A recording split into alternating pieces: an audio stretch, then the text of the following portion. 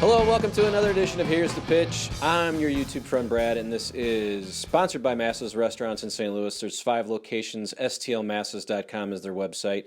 You can go there, look at their menus if you're driving through St. Louis. If you're planning a trip this way through the holidays, come on over, take a look at the Italian restaurant that sponsors this program.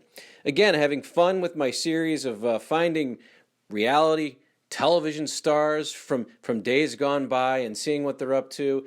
And look at that. That is Judd Winnick from Season 3 of The Real World. Hello, Judd. Thank you for joining me.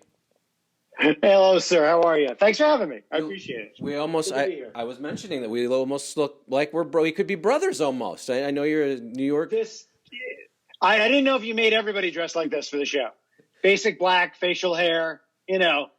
I mean, it's a look. It's a choice. I'm with you. I try to cover my face as much as possible and wear the same thing every time. So people think this thing, it just sticks to the wall. That's what I do. I wear this. It just sits right here, and I'm like, oh, it's time to do a podcast. But I appreciate you coming on. And, of course, people should remember Judd, of course, from Real World Season 3 in San Francisco. But JuddsPillowFort.com is your website. You've been doing a ton of animation. People, I'm sure, who have followed your career know what you've been up to. But let's just get into JuddsPillowFort.com and kind of what you've been up to. I know that you've got your high-low is your big kind of thing that you're out trying to pitch and get out there. Tell us a little bit about what you've been up to. Let's see. We'll probably get into this a little bit as we talk a little bit. But no, I've been a working cartoonist for the last 25 years. Been very lucky with that. As of late, and late by, I guess I mean the last 7 years, I've been doing a graphic novel series for Random House called High-Low.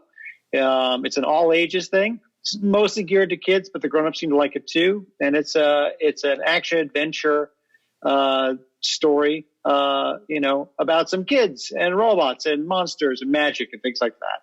And I'm very, very lucky that's done, in all deference, it's done very, very well. So I get to keep doing it. Let's see, the 8th book in the series comes out this coming February, just finishing up the 9th one. So all is good. All is good.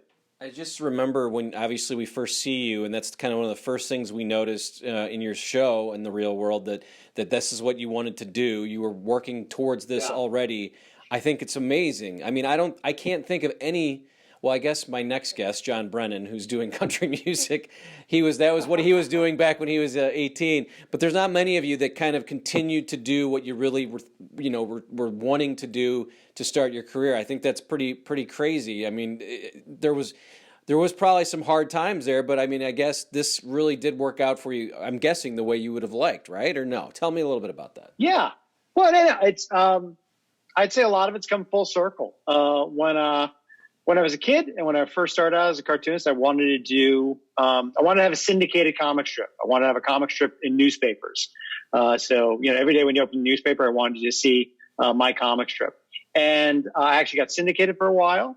And we can get into this a little bit later. But then I did a graphic novel about Pedro Zamora, my housemate, my roommate on the show, which sort of led me to doing comic books. Like I'd never done that before. I'd read comic books my whole life. So that sort of led me to be someone who words and pictures was something I always did, but doing it as a comic book was something new. Then I got into writing comics, and then I got further into animation and writing for animation and a little live action TV here and there. But I'd say I kind of feel like I've come full circle now. After many machinations of TV this, animation here, superhero comics over there, I've kind of come back to the same audience you have when you want to do a comic strip. It's basically an all ages. I mean, when you think about comic strips, Calvin Hobbes and Peanuts and whatnot, it's an all ages affair. Moms, dads, kids, grandparents, they all read it. And that's sort of where I landed. Telling a story that everybody can read. And I've been extremely lucky. It's been a lot of fun, and I'm really happy that I've landed here. I'm really happy that I'm doing this series. It sort of feels like a lot of the work that I've been doing for most of my life kind of was prepping me to do a story just like this. And again, it's doing very, very well, and I got nothing to complain about. Well, it's very cool. Of course, we'll talk more about that. JuddsPillowFort.com is where you can find everything about Judd. You'll see that on your screen. You talked about Pedro, so I'm always curious, first and foremost, how you get casted. I'm sure you've told the story a million times, but when we think back to Real World, it was the third season, so now we've had 2 seasons out there. You've seen the show. Tell me what you did. Did you see it and say, I want to be on that, I'm going to send a tape? Tell me all about the casting process.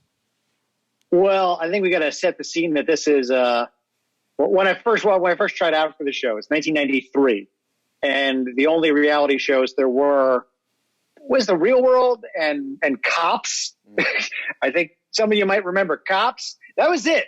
There wasn't really no reality TV. And you really didn't want to be casted on Cops, by the way. If you were casted on Cops, you probably did something very bad. Yeah. One could question if it's casting or just you're wearing a sleeveless tee and on meth and maybe hitting somebody. Yeah. It's entirely different, not entirely different from the Real World in a lot of ways, but mostly different. Back in '93, I was still in school. I was in college, maybe my senior year or so, and watching. I was watching the second season of the Real World, and I was a big fan, just like anyone. This is the Los Angeles season, and then jump ahead, I guess about a year. I had graduated. I had a development deal to do a syndicated comic strip with Universal Press Syndicate, so everything was coming together. I was living in this kind of rat hole apartment with my best friend, and then everything fell apart. I lost the syndication deal. I wasn't going to get a comic strip. I had to move back in with my mom and dad, which is the dream of every 23-year-old.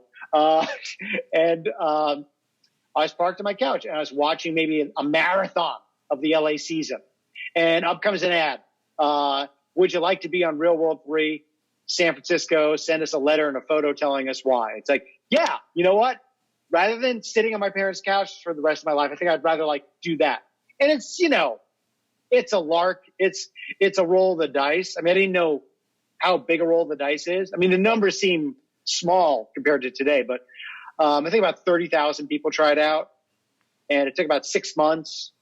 You send in a letter and a photo, and if they like your letter and your photo, they send you a 15-page application that you fill out, and you do a video. And if they like that, then you make the next round. They interview you on the phone. This is back in the day. We couldn't do this, so they're interviewing you while you're on the phone while a friend videotapes you. And then you send them the videotape, which seems so analog now that I say it out loud.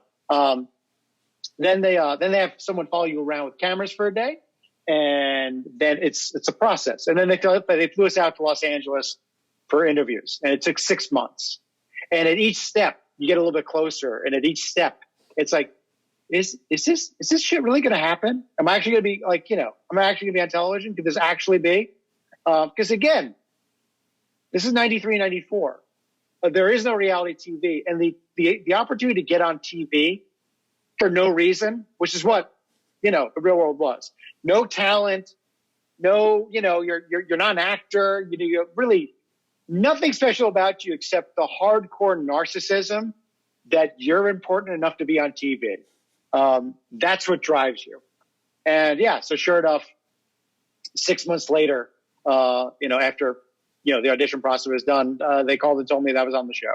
And welcome to the world today. Everybody wants the same dream, and they get it, right? It's not, back then it was 7 strangers. Now it's everybody with a phone can do a podcast. Yeah, now it's a whole different planet now, isn't it? I mean, which I guess makes sense, sort of. But we didn't think we were doing like the granddaddy of reality TV when we were doing it. We were just doing the show. But it's become something wholly different now. Yeah. I'm pretty sure I think I understand the answer to this, but how come no challenges for you? Why did you not end up doing more? I mean, there was lots of opportunity for anybody that was on the show to do more. I think the challenges sort of showed up around 98, so it would have been a little later than you were on, but of course I've mentioned some of the John Brennan and the other guys that sort of did their show said, I'm doing some challenges. What, any thought, maybe were you rejected, or did you just say, I'm already doing my career, I don't really need this anymore? Oh, well, for starters, they asked, from the beginning, Pam and I were asked to participate, I think 5 or 6 years, in a row, keep asking if we were interested. Now we're doing one about couples and whatnot. Sidebar, for those who don't know, one of my housemates on the show is a young woman named Pam Ling, who was a medical student at the time. We should mention that medical student Pam Ling became Dr. Pam Ling. So she also fulfilled her, television destiny, like just as you saw her is what she became. So at the time, like a year after the show, like a couple of months after the show, Pam and I started dating, and months after that, we moved in together. So when they would call for, say, call us, do we want to be on the challenges? Pam was in medical school, then in residency, then, busy becoming a doctor, then she was a doctor. I was a little bit busy with work. But the brass tacks, it didn't really interest us a whole lot. If we were gonna put on Speedos and sit on blocks of ice as part of a competition, I think we were gonna just do that for our own self-satisfaction, not for money and not on TV. And I guess for me and Pam, in a lot of ways, we feel like we might have dodged a bullet with reality TV. We came out kind of unscathed.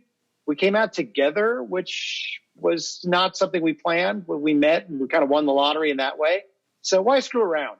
And this is not a criticism on anyone who's done the challenges, because they have a lot of fun and basically created what we know as becoming a reality personality, was from, I was going to say kids, but they're only slightly younger than me at the time. But those folks who did the challenges, they created something. They, sort of made a market, whereas Pam and I were going around and lecturing. We were giving lectures, AIDS education lectures around the country.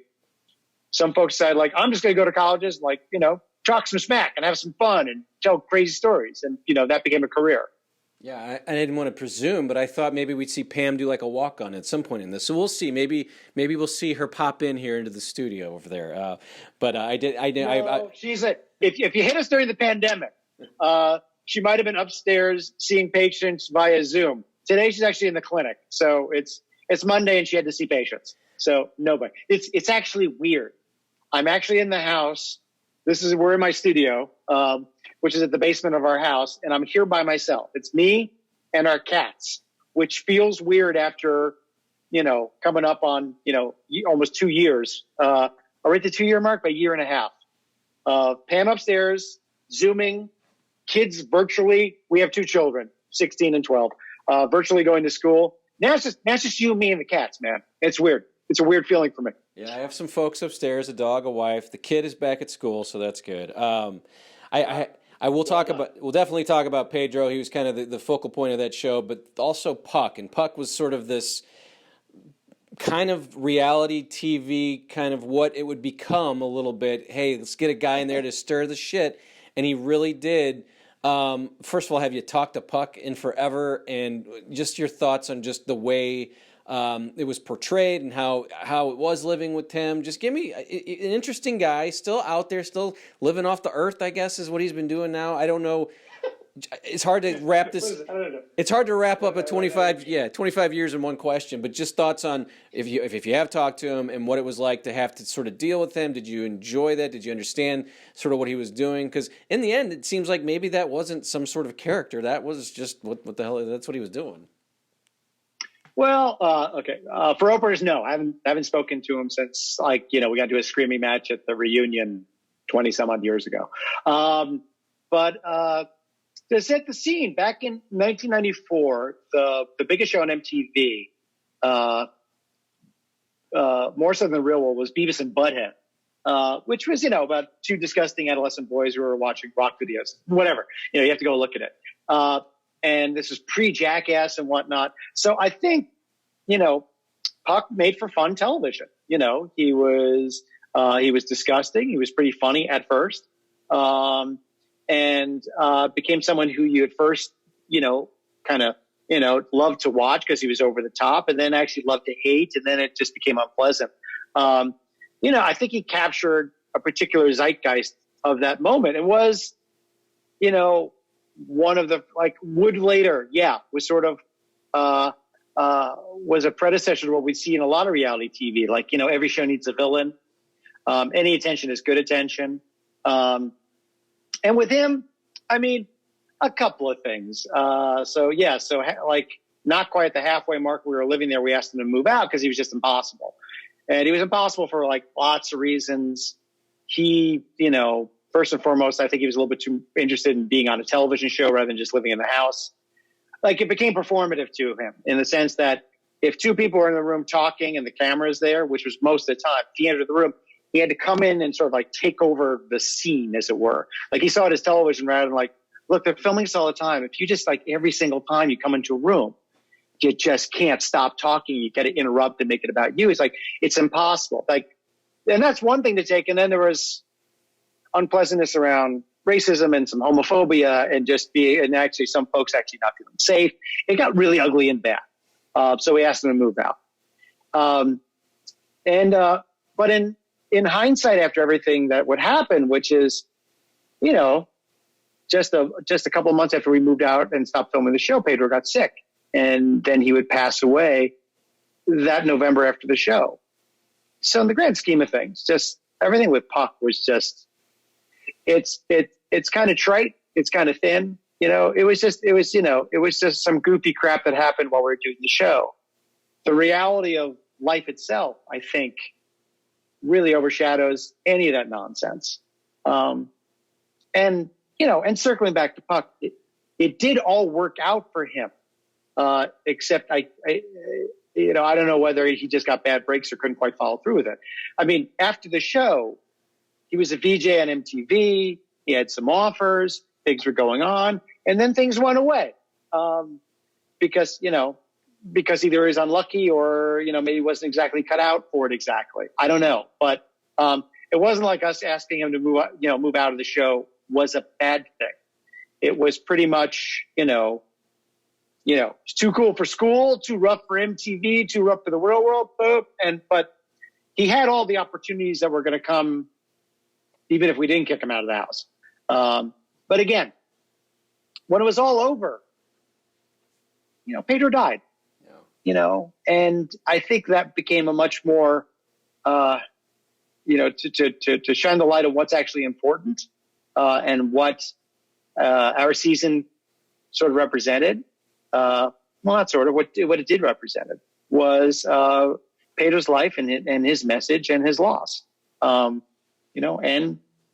Puck made for damn fine TV for a while. Absolutely. Absolutely. As you were talking about it, it makes you a little sad that Puck kind of did dominate the season, because there was clearly a message being taught there to America, to the house guests, to everyone who was in the house. I say house guests because it's not Big Brother, but of course now I'm switching my shows. But you could have just really done the Pedro show, the Pedro kind of that, everyone kind of dealing with that without having the Puck storyline. You could have, if you're the creators of the show, you think back and go, well, maybe we should have saved Puck for another season that needed it, because this one didn't need it. You guys really did become close with Pedro. I remember, I think, I'm in high school during this, and we're all watching it, and it was crazy to watch because you did have this crazy Puck kind of screwing with this guy who was very sick, or not very sick at the time, but you could tell that the way it was being portrayed, he was going to get sick. How did you guys just kind of deal? You guys became friends, and did everybody sort of latch on to Pedro besides the Puck? Because I know you've got different personalities, but it felt like everyone really did kind of understand his. What I'm saying is, it could have gotten really ugly. You could have had some people in there besides Puck, of course, that just said, "I don't want to do this," but it didn't go that way, and I think it was possibly a good way to show. You don't have to shun people with AIDS. You don't have to shun gay people. This is how it works. And you're coming off Magic Johnson kind of announcing it, so you had this 1-2 punch of, hey, this is America. This is what it's like. I guess it was a good cast to have Pedro be part of. Is probably what I'm probably gearing up to here at the end. And just if you want to have any thoughts on Pedro from your seasons, I know you had, like I said, you guys really kind of became close. You wrote a book about him. You've really tried to kind of help keep his memory alive. Well, it's been 27 years, and we had a very tough benchmark a couple of years ago that he's been gone longer than he was alive. But even 27 years later, people are still talking about him. People are still inspired by him. he changes lives. I mean, quite literally. There were so many people who came out to their families, who had the strength to get themselves tested. People got involved in HIV/AIDS education, as well as activism. When you ask, if you ask John Murray, who's the producer of the show, the thing he's most proud of is of his entire career will be Pedro. It's the one thing we really do feel the real world did right by Pedro, in just about every way. They told this story, and his was, told well and told honestly, and that was him. I mean, there's a few, bits and pieces here and there. It's like, well, he was a hell of a lot funnier than the show made him out to be, but maybe that's just about it. And again, we are 27 years later, and it's on Paramount Plus now, and I'll meet, Pam and I will meet teenagers who have finally seen his story and are deeply, deeply moved by it.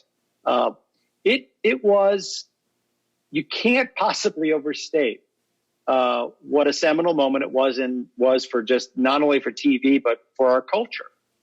The President of the United States, Bill Clinton, spoke about Pedro when he was sick and when he passed away.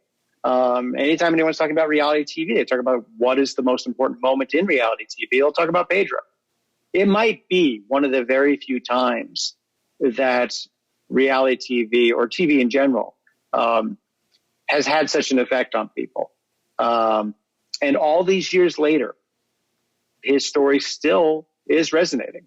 So Pam and I were, and Corey and Muhammad, we were very, at the time, he was our friend and we had a lot of fun, and then we lost him, and it just completely cut us in half.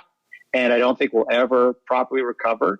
And that is, hand in hand what our experience is.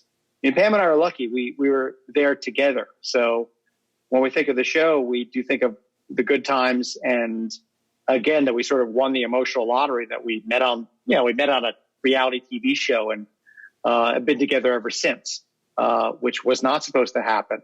And we're happy and healthy and things are good. But a huge part of that was our friendship with Pedro. He's very much, a part of our lives. When our kids were little, strangers would come up to us and talk, and, the kids would ask, like, did you know those people? It's like, no. Like, are they friends of ours? Like, no. Like, why were they hugging you? It's like, well, it's because of our friend Pedro. And, since they were little, they see pictures up in the house, and who is this person? So he's always been a part of our lives. And I know that he's sort of been a part of the lives of so many people who saw him then and saw him later, and who affected their lives.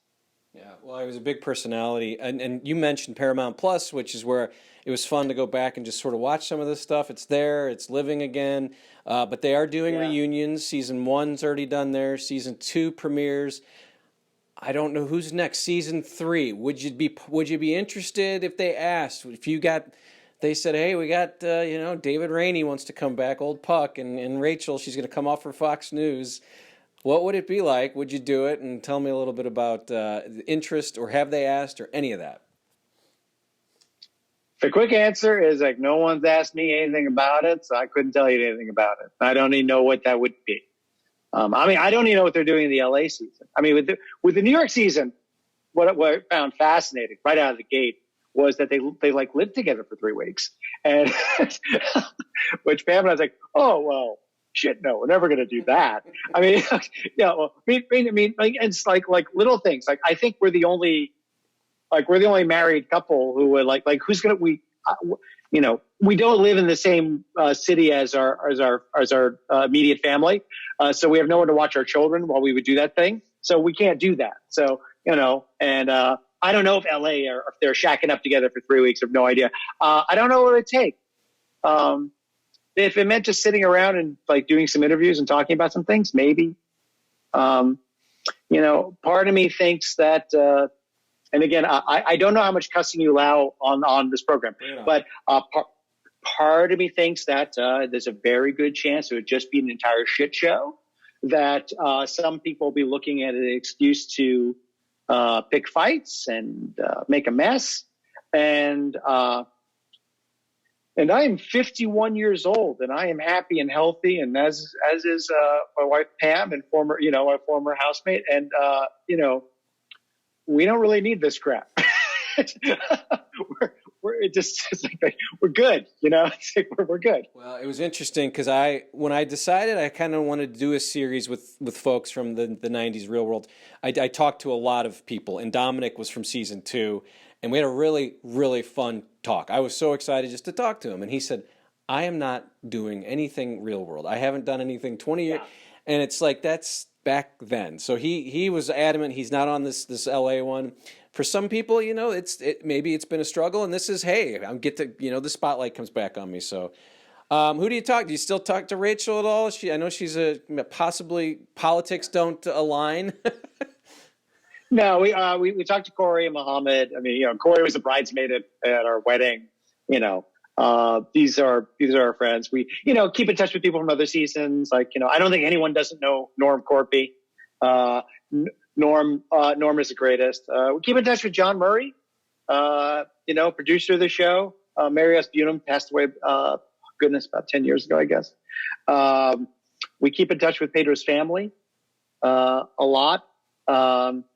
Members of the crew, which is kind of funny. I mean, a lot of people, they don't think about this, is that, so we live in a house for 6 months, and we're living there for 6 months. There's all these other people who are filming us all the time, who we get to know on a completely superficial level because we're not allowed to talk to them about their personal lives. They're not allowed to talk to us about what's going on. But, we shoot the shit about, TV we're watching, or, did the new Beastie Boys album just drop? Like, holy crap, did it? When? And they lived with us, basically. I mean, they don't sleep there or anything, but they live with the experience, including losing Pedro, which was hard too. This is someone they were with for 6 months as well. So it was a bonding experience. And almost everyone from our season went on to produce reality TV. From Clay Newbill, who does Shark Tank, to Matt Kunitz, who did Fear Factor, and like 9 shows. I'm sorry, Matt, I can't remember right now. Everybody was like sort of, even, like kind of doing and some folks who were doing like lower level stuff went on to produce some of the biggest reality TV out there. Bachelorette, Bachelor. I mean, so it's funny how the gang, our little crew, which was just, it's folks going around in like, t-shirts and blue jeans holding boom mics, sweating their asses off because they never quite got the lighting right in our show. These are sort of our people too. The folks you never see or know about. Well, you mentioned it too, and again, these conversations I have, you're season 3 of The Real World. Season 2, obviously, before you season 1. But you could go. I mean, my wife, she's watching The Real Housewives all the time. I don't watch The Bachelor, but these shows are literally just basically the same thing. You guys get filmed. The producers go over here. They kind of create some storylines, work some quotes in here and there, and put some context stuff out of. But it was done by Bunham Murray early on. I just think they are so ingrained in TV that people don't even know it. But that formula, which really started with the New York group, because even the New York group, and right. Like Norman was on here, and he said, after about 6 weeks, they were worried because they didn't have anything, so they started creating stuff. And Norm said, "We're fine. We'll just once we get to know each other, you'll get some stuff." And they did, I just always find it amazing that show. Early on, it hasn't really changed much. It's, there's challenges here, and there's, different people that, you kind of, but really that format's the same. Nothing's changed. So congrats to them, and congrats to you for making it work. Well, I can't speak to what's going on now. Obviously, I'm not involved with the shows, but I can speak to what happened with us. And I know for our season, nothing was manufactured. Honestly, the only thing they ever told us to do was not actually say the words "real world" out loud. You just call it The Project if you really need to. You got to watch TV with the sound off and closed caption on. You got to go do interviews in the confessional for half an hour a week. And now and again, they would tell us if we were about to leave the house and go to lunch, they would say, "Can you wait 5 minutes? We're not ready." And usually it's about calling ahead to whatever restaurant we're going to, or they couldn't decide that, like, Billy and Craig and Rick, you're going to go with them. You guys stay here in case, because I know Corey and Mo are still here. I think Rich has come back from that. So, they just need a coordination moment. Aside from that, they never told us anything. We found out later that we had stalled out story-wise a little bit. Like, fucking moved out. And then there was like some machinations going on. And then I think we had a week and change where they actually felt like nothing happened. And it was like, quote unquote, nothing happened. But what was going on is like everyone just started living their lives. Pedro was dating Sean. Pam was going to school. I'm doing this work here. Corey found a job. Mo's doing a little bit of recording. And I think it was just like, we covered all that. Like, what now? And that's when they decided, like, okay, we're going to bring in another houseman. So are you guys going to vote on another houseman? That was as much as they shook it up for us, is that we brought Joe into the house. But yeah, the format of the Real World is so pervasive to reality TV in general that, yes, they throw a bunch of people together and we're going to film them and then we're going to interview them. I mean, it gave birth in a way to, comedy. I mean, The Office, Parks and Rec, and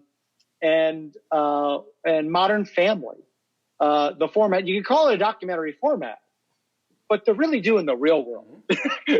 they're it's not like they're doing Modern Family. It's not like every documentary takes a moment where someone's talking directly to the screen and commenting on what just happened in their lives. Whereas all they're doing the goddamn real world. And it became the best comedy on television. That blew my mind. Like, the first time I was watching The Office, I saw the British one. I was like, oh shit, it's like the show. That's weird. It's like, I wonder. And then it just kept going and going. And like some of the best stuff, it has become so ingrained in our culture. Yeah. My last question about that, and then I'll get into just a few things with your graphic art. But did you watch it? Did you put your feet up and turn on MTV on Wednesdays or whenever it was on? Did you get copies? And how quickly did people start recognizing you? And did that happen for a long time? Tell me a little bit about the aftermath of being on there and watching. Our season. Oh, well, shit. Yeah, of course we watched it. Oh, yeah. Oh, no. What they would do. So for the kids playing at home, this is 1994.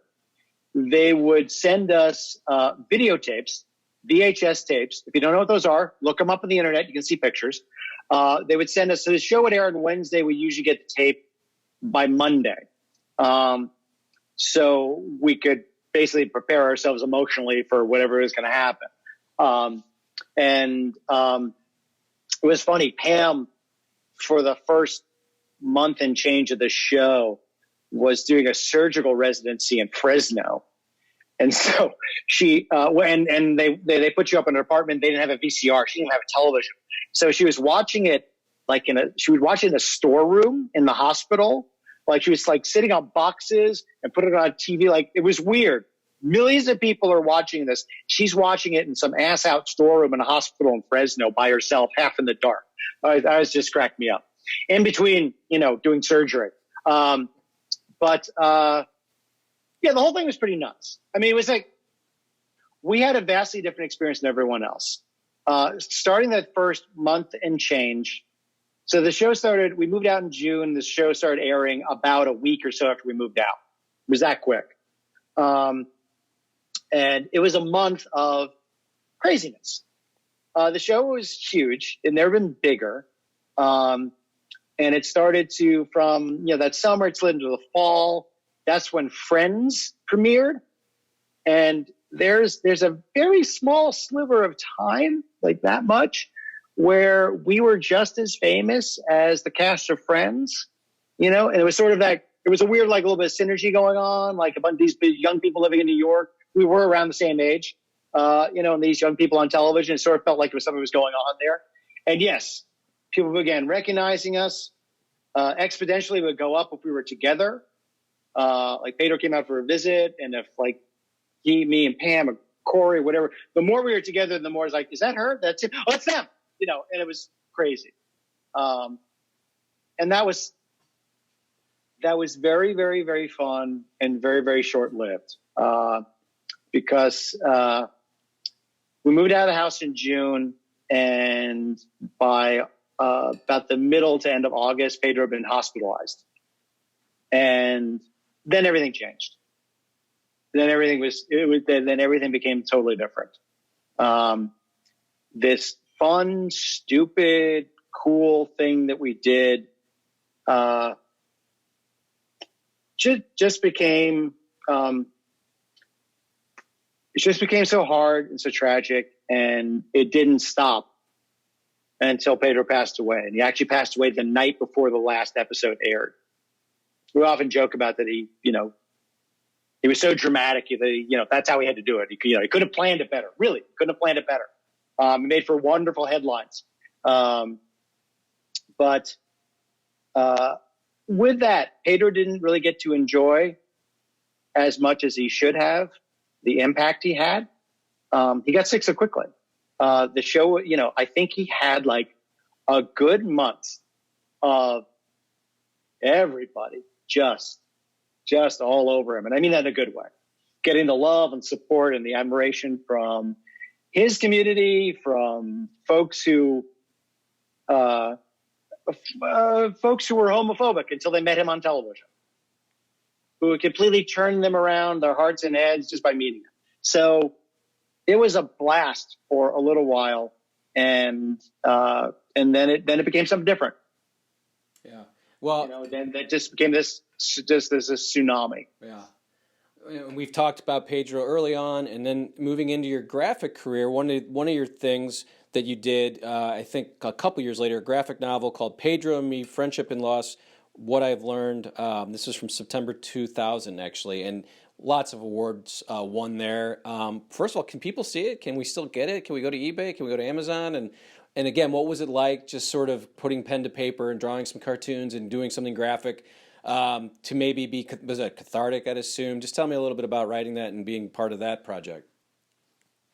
Well, for starters, the book's in print. You can find it in bookstores, you can find it on Amazon, wherever books are sold, as we like to say. It's not some underground zine. It's wherever books are sold, you can find it easily.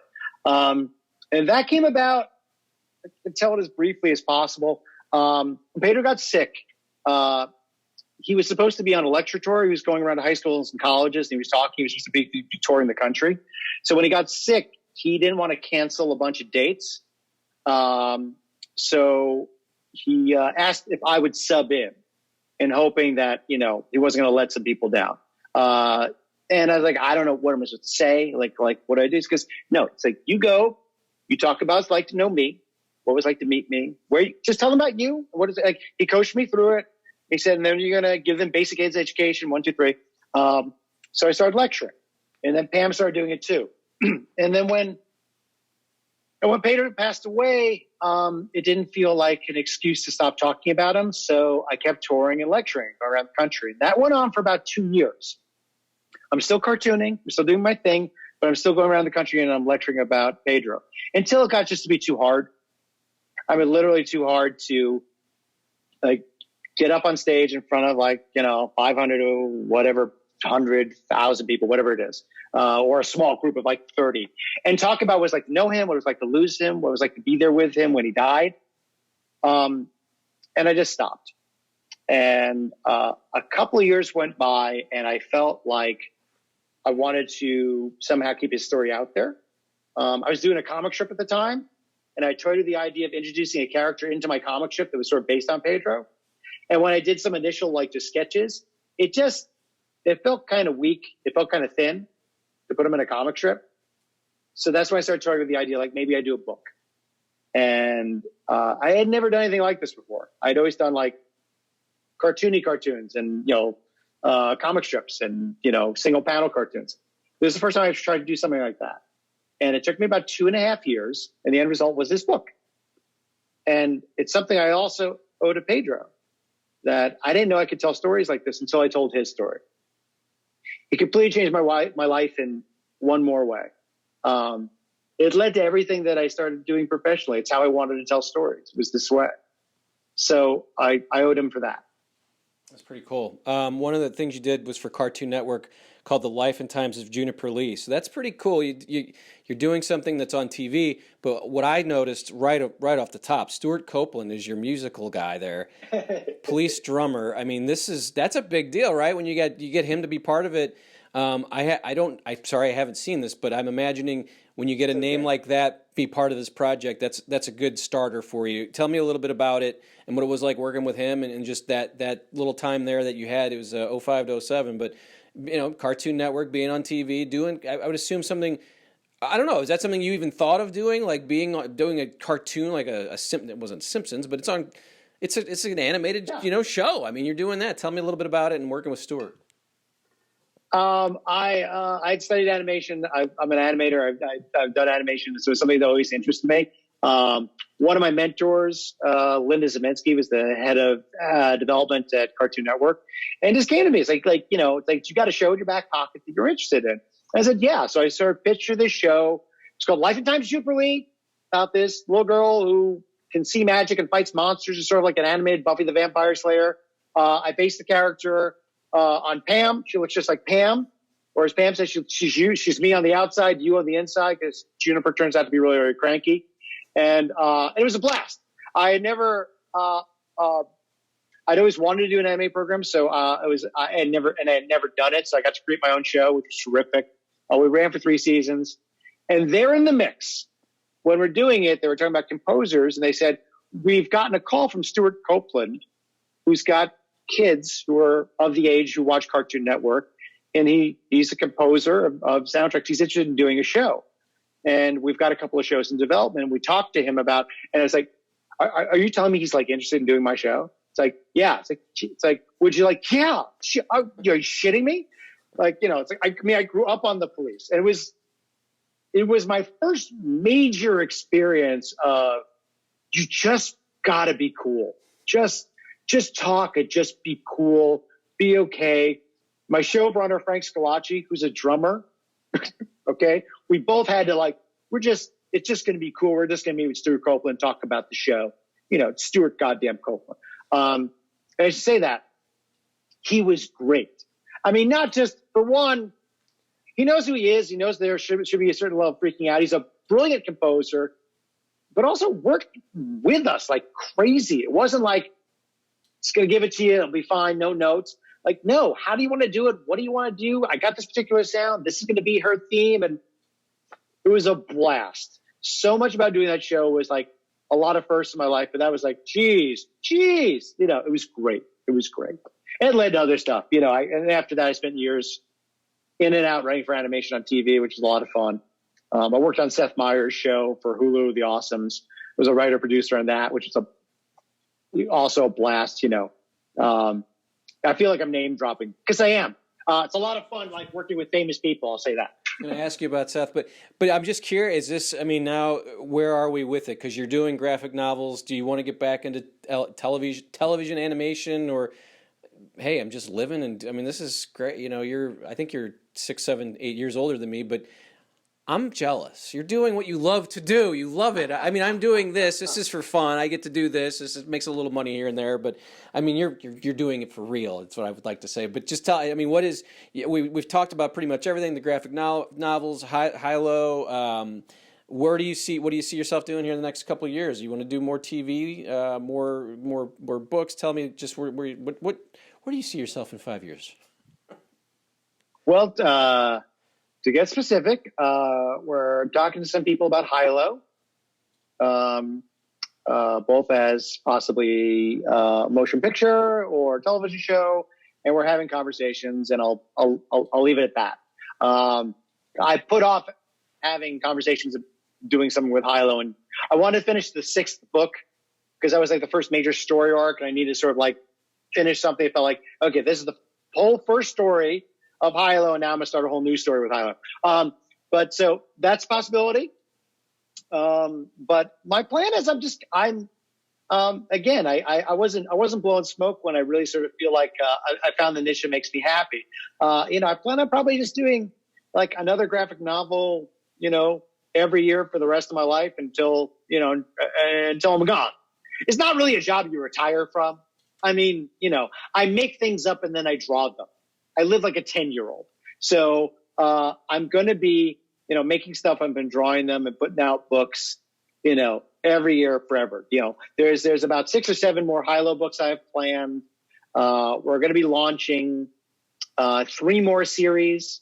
I'm probably just going to have time to write those. I'm going to be teaming up with some other cartoonists to draw them, which will be fun. I haven't done that in a while. So again, it's, I'm not disagreeing with you. I feel very, very, very lucky, because when I was a kid, I used to draw pictures while I half watch television.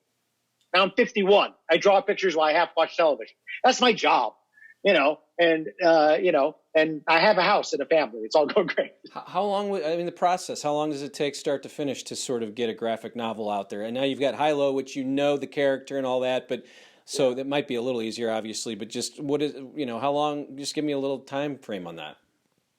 It takes about a year, and I'm pretty quick, actually. The books are about 200 pages, so they're a little bit labor intensive and just the drawing of it. But again, I'm pretty quick. But it's fun. There might be a year or 2 here or there where I skip a year. I doubt it though. It's pretty full time. When I was younger, I used to juggle stuff. I'd be writing like 3 superhero comics while trying to develop an animated program while writing and drawing a little indie thing for myself. Now I'm too old for that. I can't quite wrap my head around it. So it's like one project at a time. So it's pretty much going to be the high-low series. About one a year, but it's a good year. It's a busy year. I know. And I know, I've kept you long, but you did Batman, right? You wrote an animated. Yeah.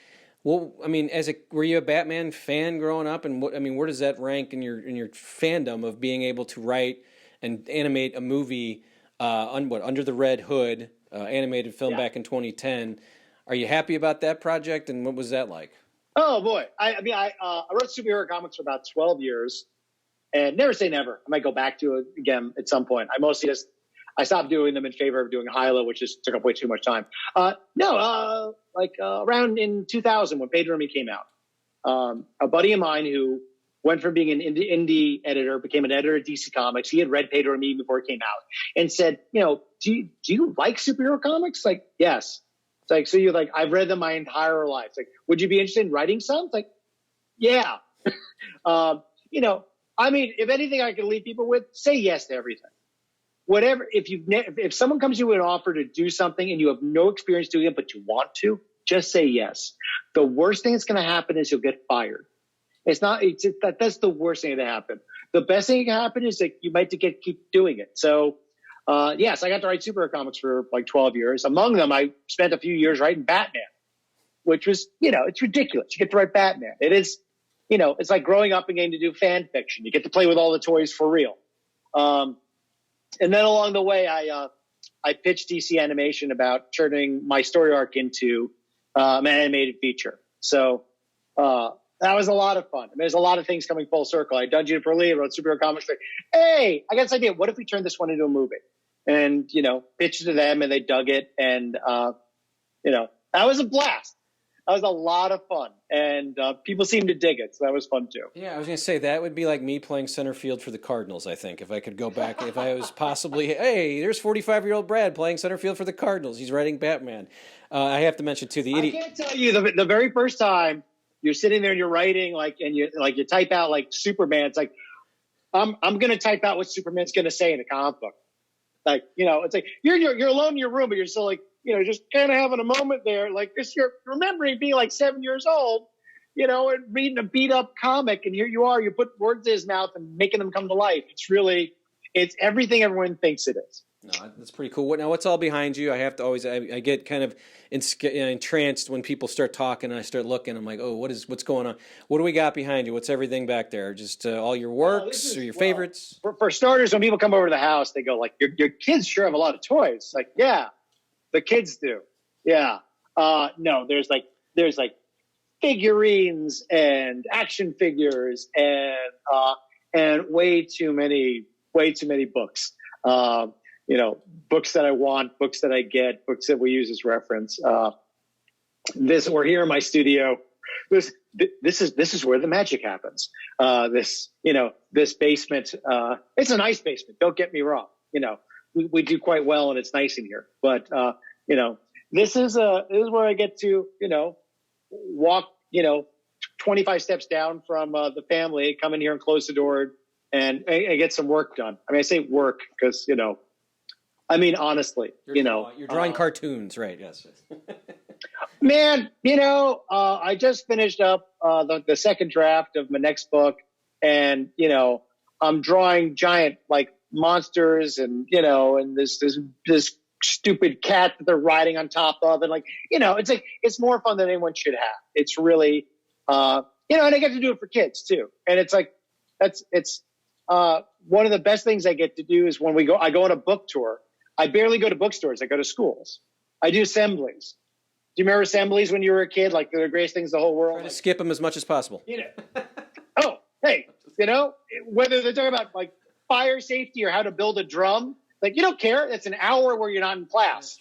So I get to go there and I'm talking about superheroes and cartoons and high-low and whatnot. So, man, it's I'm like the Beatles came over from Liverpool. They go nuts. It's the greatest experience. I highly recommend it to anybody. Well, how often are you crumpling up a drawing and throwing it and going, shit, I don't like that? Does that happen a lot, or do you get pretty get detailed in there and you pretty much like most of what you do?